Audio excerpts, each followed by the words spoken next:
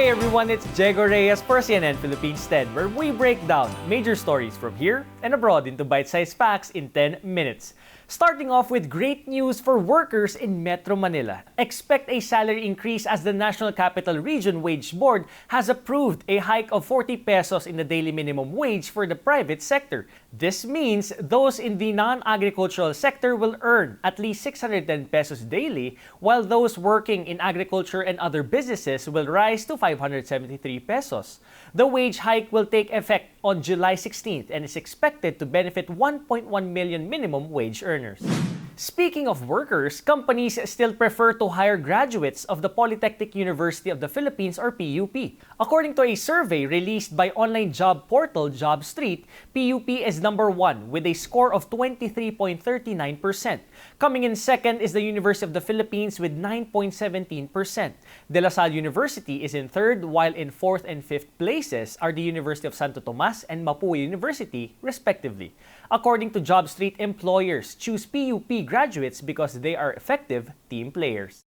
Transport officials are optimistic the shortage of plastic cards for driver's licenses will be resolved soon. Authorities are expecting 1 million plastic cards to be delivered by August 26. The Transportation Department recently awarded the contract for over 5 million plastic cards to Banner Plastic Card Incorporated. The Land Transportation Office requested the new contractor for an initial batch to help address backlogs. An official of Banner Plastic Card says they aim to deliver by July. We check with all of our suppliers, and they confirm in a affirmative way, and we may be able to deliver 100,000 by end of July. Once the first batch arrives, the Land Transportation Office will prioritize new applicants and overseas Filipino workers. Those who have paper licenses may exchange these to plastic for free following the first delivery. As for drivers holding cards with extended validity, they may apply for replacements in October or November.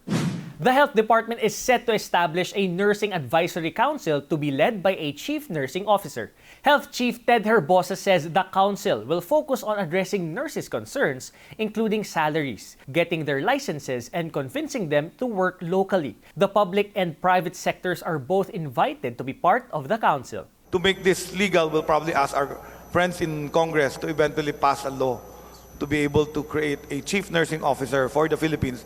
Herbosa adds it will take 2 to 3 months to have the administrative order ready for the creation of the council. The Philippine Nurses Association supports the establishment of the council to address their concerns.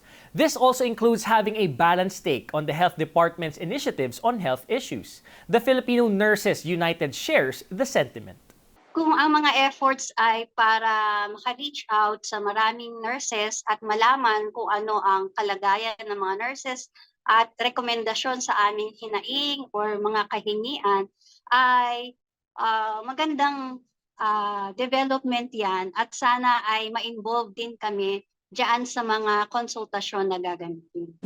And news from San Miguel Corporation. Its Barangay Ginebra team at the Philippine Basketball Association or PBA improves its record at the preseason tour. The Gin Kings edged out the Rain or Shine Elasto Painters at their recent game, 108-107. Jason David was Ginebra's magic bunot in the end game, saving the day with a pair of pressure-packed baskets, finishing with 6 markers. Von Pesumal sparked Ginebra's offense with 29 points. Ginebra now has 3 wins and 3 losses. Local organizers test the country's readiness to co-host the FIFA Basketball World Cup, which tips off on August 25th. They held 2 simultaneous test events at the Araneta Coliseum and the Mall of Asia Arena, where UAAP and NCAA teams took part in exhibition games in front of a live audience to simulate the FIBA World Cup experience. Organizers say the test events allowed them to spot several areas for improvement, particularly in the transportation and movement of delegates. Security measures were also put to the test. Inside the Big Dome, renovations are already in full swing and is expected to be completed this month. It will also serve as the home court of Gilas Pilipinas during the group phase against Italy, Angola, and Dominican Republic, an already iconic venue that will once again be at the center of the sporting world. Organizers are looking to conduct another dry run of transportation to the Philippine Arena in Bulacan, where the opening ceremonies will take place. Filipino seafarers flocked to the CCP complex in Pasay City for the Seafarers Expo 2023, organized by the International Transport Workers Federation or ITF. The expo promoted the rights, wellness, and safety of the country's seafarers.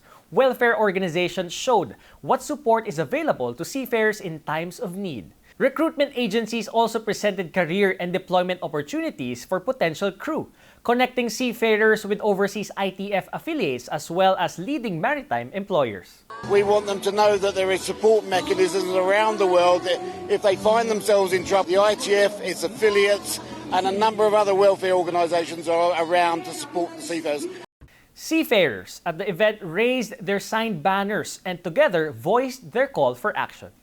And instead of wearing a Marine's uniform, 23-year-old Juan Carlos Soriano showed up as a delivery rider on their graduation event.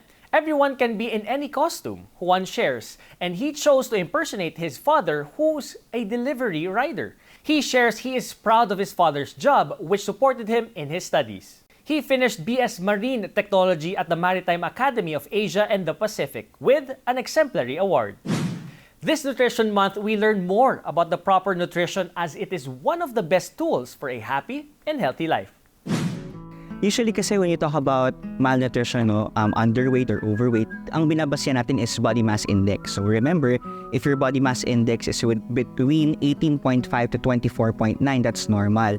However, one of the parang deficiencies of BMI is not diagnosing central adiposity, which is an emerging problem. No? So meaning, pwedeng normal yung weight mo, pero mataba ka talaga. And this is in terms of having adiposity sa tiyan. So, reminder to the viewers that also check their waist to hip ratio because this is also an emerging problem, especially for women in the Philippines.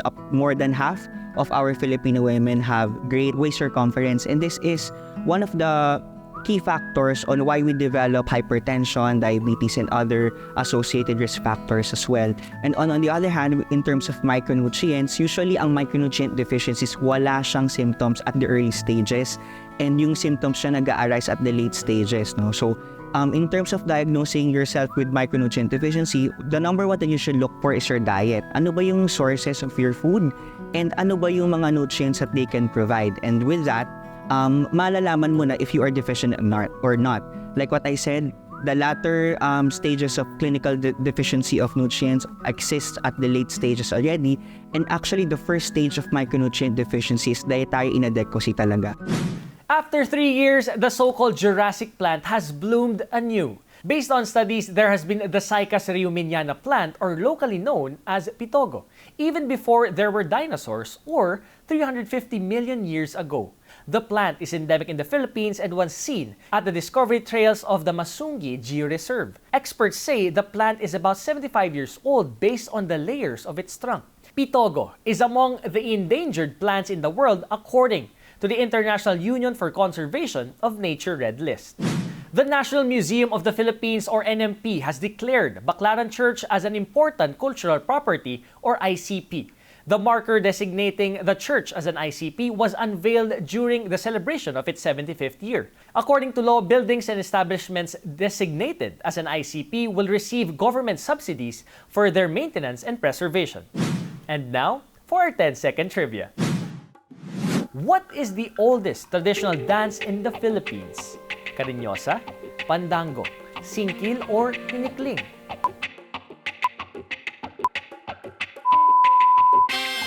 Tinikling is considered the oldest traditional dance in the country. It is also our national dance, which originated in the central Philippines. The tinikling dance takes its name from the tickling bird, where the movements are meant to imitate the bird as it roams between grass stems, crushes tree branches, and avoids traps set by rice farmers. Dancers skip gracefully back and forth while trying to avoid getting their feet caught by 2 bamboo poles. And that's it for CNN Philippines 10. I am Diego Reyes, giving you news you can use, news you can trust in 10 minutes. Thanks for joining me today, and see you again next time.